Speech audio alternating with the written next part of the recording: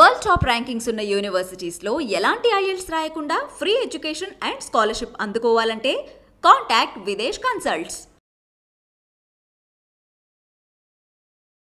నమస్తే, welcome to iDream. మనతో పాటు ఉన్నారు అపోలో హాస్పిటల్ నుండి general physician doctor Kripan Kumar గారు. వారితో మాట్లాడి ఈ సమ్మర్ సీజన్లో వచ్చేటటువంటి డీహైడ్రేషన్ని మనం ఎలా అధిగమించాలి, ఒకవేళ డీహైడ్రేషన్ అయితే ఎలాంటి ఇష్యూస్ వస్తాయి, దీని గురించి అడిగి తెలుసుకుందాం.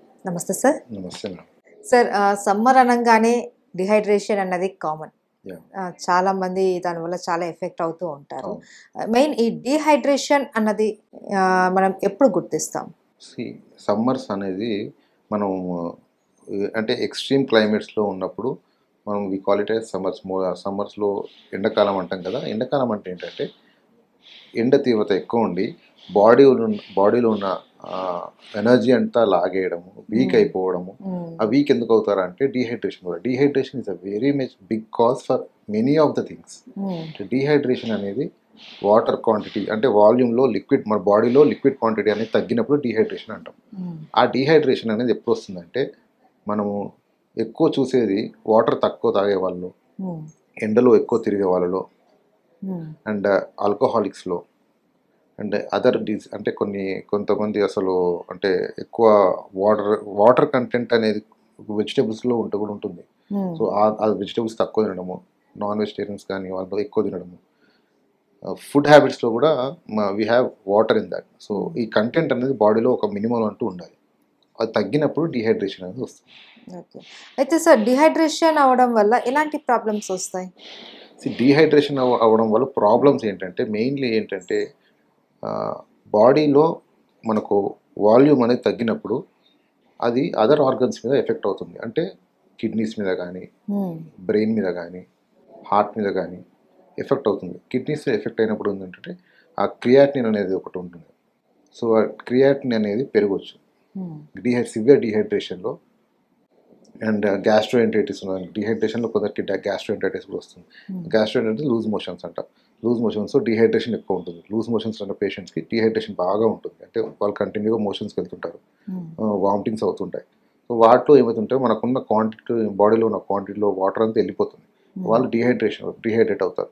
డీహైడ్రేట్ వచ్చినప్పుడు వాళ్ళ పేషెంట్స్ ఎలా ప్రజెంట్ అవుతారంటే ఓసారి పేషెంట్కి బీపీ ఉండదు, పల్స్ కూడా ఫీబుల్ అంటే తక్కువ ఫీబుల్ ఉంటుంది. ఫీబుల్ ఉండదు అంటే బీపీ అంటే లో ఉంటుంది, లో బీపీ, ఆల్మోస్ట్ లో, పల్స్ అందడం లేదు అని అంటారు కదా. సో అలా వస్తారు. అంటే ఆ డీహైడ్రేషన్ ఇంత సివియారిటీ కూడా కాజ్ చేస్తుంది. సో ఫస్ట్ ఆ పేషెంట్స్కి ఏం చేస్తామంటే అసలు వాట్ ఈస్ ద కాజ్ చూస్తాం.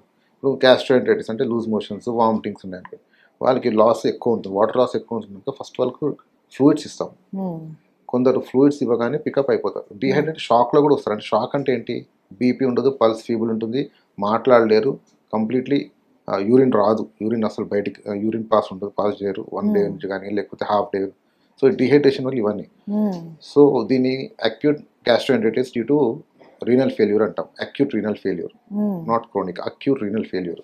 Acute gastroenteritis due to acute renal failure అని అంటారు. అంటే ఏంటంటే కిడ్నీ మీద భారం పడుతుంది. కిడ్నీస్ అనేది మనకు ఫంక్షన్ సరిగ్గా ఉంటేనే మొత్తం యూరిన్ అంతా బయటికి వెళ్తుంది. సో కిడ్నీస్ మీద ఎఫెక్ట్ అంటే డీహైడ్రేట్, వాటికి కావాల్సినంత వాటర్ డీహైడ్రేట్ షింక్ అయిపోతుంది, షింక్ అయిపోయి యూరిన్ బయటికి వెళ్ళదు. So that is serious case. అట్లాంటప్పుడు పేషెంట్స్ని అడ్మిట్ చేసుకొని ఫ్లూయిడ్స్ ఇస్తాం. ఫస్ట్ ఫ్లూయిడ్ మేనేజ్మెంట్ అనేది చాలా చాలా ఇంపార్టెంట్ ఈ పేషెంట్స్లో. ఎక్కువ ఇవ్వద్దు, తక్కువ ఇవ్వద్దు. ఎక్కువ ఇస్తే కూడా వేరే ప్రాబ్లమ్స్ వస్తాయి. సో ఫ్లూయిడ్ ఎంత లాస్ ఉంది, ఎంత ఇవ్వాలి, ఒక మేనేజ్మెంట్ ఉంటుంది మాకు. దాని ప్రకారం ఫ్లూయిడ్స్ ఇస్తాం. ఫ్లూయిడ్స్ ఇచ్చిన తర్వాత పేషెంట్ రికవర్ అవుతారు. కొందరు 1-2 days తర్వాత కూడా వస్తారు హాస్పిటల్కి. యూరిన్ రాదు, మోషన్స్ అవుతుంటాయి, వామిటింగ్స్ అవుతాయి, రారు. సమ్మర్లో ఎస్పెషల్లీ. వేరే సీజన్స్లో we do not see such severity, but in summers we see such severity. They complete shock. కొందరు రికవర్ అవుతారు ఫ్లూయిడ్స్, యంగ్ పేషెంట్స్ కానీ లేకపోతే కొందరు రికవర్ అవుతారు. ఓల్డ్ పేషెంట్స్ కానీ, ఇమ్యూనో కాంప్రమైజ్డ్ పేషెంట్స్ ఉంటారు కొందరు. అంటే వేరే జబ్బులు వచ్చిన వాళ్ళు, టీబీ కానీ, హెచ్ఐవి కానీ, హెపటైటిస్ ఇట్లాంటి పేషెంట్స్ రికవర్ అవ్వడం కొంచెం సిక్ ఉంటారు, వాళ్ళు చాలా సిక్ ఉంటారు, ఇమ్యూనిటీ ఆల్రెడీ కాంప్రమైజ్ ఉంటుంది. వాళ్ళ పేషెంట్స్ ఫ్లూయిడ్స్ ఇచ్చినా రాదు. అట్లాంటప్పుడు ఇంకా బీపీ పెంచడానికి వేరే కార్డియాక్ డ్రగ్స్ ఇస్తాం, అవి ఇస్తాం. ప్లస్ ఐసీయూలో అడ్మిట్ చేస్తాము. సో కొన్ని టెస్ట్ ఉంటాయి, ఆ టెస్ట్ చేసుకుంటాం. ఎలక్ట్రోలైట్ టెస్ట్ అంటారు, క్రియాటినిన్ టెస్ట్ అంటాము. సో ఇవన్నీ టెస్ట్ చేస్తాం. ఆ టెస్ట్ని బట్టి వాళ్ళకి ట్రీట్మెంట్ అనేది ఇవ్వడం జరుగుతుంది. So dehydration is always very serious. Per day every person, అది మేల్ అయినా ఫీమేల్ అయినా, మినిమల్ 3 to 4 liters తీసుకోవాల్సిందే వాటర్. అంటే కొందరు పేషెంట్స్ ఉంటారు, కార్డియాక్ పేషెంట్స్ కానీ, లేకపోతే లివర్ కిడ్నీ పేషెంట్స్ కానీ, వీరికి లిమిటేషన్స్ ఉంటాయి, ఫ్లూయిడ్ ఎక్కువ తీసుకోవద్దు. కానీ నార్మల్ పేషెంట్, ఏవి జబ్బు లేని వాళ్ళు మాత్రం మినిమం 3 to 4 liters కంపల్సరీ తాగాల్సిందే. వాటర్ తీసుకోవాలి, వాటర్ ఆర్ లిక్విడ్, ఏదైనా సరే లిక్విడ్. 4 liters తీసుకుంటే that is the best. Okay.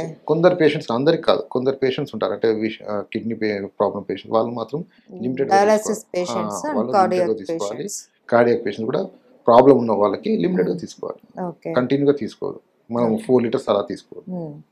Sir చాలా మంది ఈ డిహైడ్రేషన్ అయ్యి పడిపోయారు, ఏం చేయాలో ఏమో తెలియదు అనేసి అంటూ ఉంటారు. ఫస్ట్ ఆఫ్ ఆల్ డిహైడ్రేషన్ అయిన వ్యక్తి పడిపోతే మనం ఏం చేయాలి? ఫస్ట్ పడిపోయిన వెంటనే మనము అతనికి నోట్లో నుంచి, పడిపోయాడు అంటే అతని గొంతులో నీళ్ళు పోయడం అట్లాంటివి చేయొద్దమ్మా. ఓకే. ఫస్ట్ హాస్పిటల్కి తీసుకోవాలి, నియర్ బై హాస్పిటల్ తీసుకొచ్చి ఐవీ ఇంజెక్షన్స్ ఇచ్చి, ఐవీ లైన్ పెట్టి ఇంజెక్షన్స్ ఇస్తాం, ఫ్లూయిడ్స్ ఇస్తాం, రీహైడ్రేట్ చేస్తాం. డీహైడ్రేషన్ రీహైడ్రేట్ చేస్తాం. So that will take at least 3 to 4 hours. Body మొత్తం దగ్గరికి వచ్చేస్తుంది వాటర్ లేకుండా. మళ్ళీ మనము ఫ్లూయిడ్స్ ఇచ్చినప్పుడు it will regain its energy.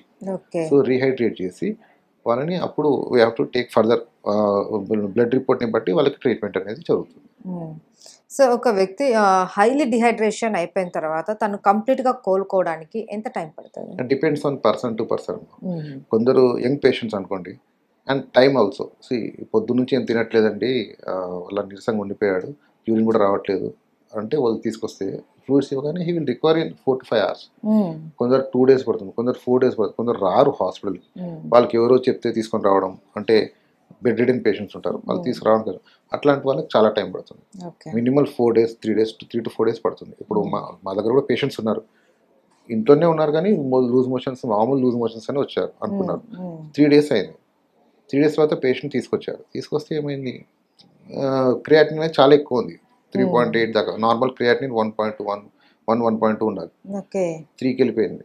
అంత వెళ్ళినప్పుడు ఏం చేస్తాము, రీహైడ్రేట్ చేస్తాం, ఫ్లూయిడ్స్ ఇస్తాము, ఎలక్ట్రోలైట్ ఇంబ్యాలెన్స్ అవుతుంది, అంటే పొటాషియం అనేది తగ్గిపోతుంది, సోడియం పెరిగిపోతుంది. సో ఇవన్నీ జరిగినప్పుడు దాని ప్రకారం ట్రీట్మెంట్ ఉంటుంది.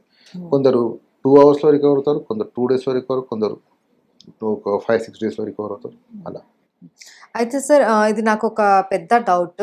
సమ్మర్ రాగానే చాలామంది గ్లూకోజ్ కావచ్చు, గ్లూకోన్ కావచ్చు రెగ్యులర్గా తీసుకుంటూ ఉంటారు.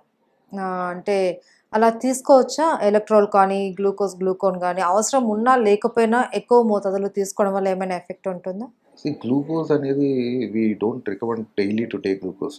అవసరమంత వరకే తీసుకోవాలి. ఏదైనా ఎక్స్ట్రీమిటీ అనేది it will cause side effects. ఇప్పుడు ఓఆర్ఎస్ ప్యాకెట్స్ ఉన్నాయి, లేకపోతే గ్లూకోజ్, ఏవైనా ఎనీథింగ్ మీరు ఎక్కువ తీసుకుంటే దానివల్ల సైడ్ ఎఫెక్ట్స్ కూడా ఉంటాయి.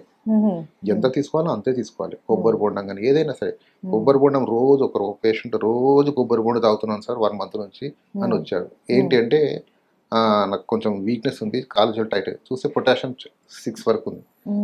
So everything has its own side effects. So everything should be taken in limit way. మనకు అవసరం అంతనే. కొబ్బరి బొండాలు రోజు తాగిన ప్రాబ్లమే, ఓఆర్ఎస్లు ప్యాకెట్స్ రోజు తాగిన ప్రాబ్లమే, అండ్ మీరు ఇంకా షుగర్ కేన్ జ్యూస్ రోజు తాగిన ప్రాబ్లమే. ఏదైనా ప్రాబ్లం ఎక్కువ లిమిట్ వరకే ఉంటుంది. షుగర్ కేన్ జ్యూస్ సమ్మర్ రాగానే అందరు sugar cane, no, you can take in a limit way, not that you have to take every day. Okay, right. So చాలా క్లియర్గా తెలియజేశారు మాకు అసలు డిహైడ్రేషన్ వచ్చినప్పుడు మనం ఏం చేయాలి, ఎలాంటి జాగ్రత్తలు తీసుకోవాలి అని అన్నది. థ్యాంక్ యూ సో మచ్ అండి. Thank you.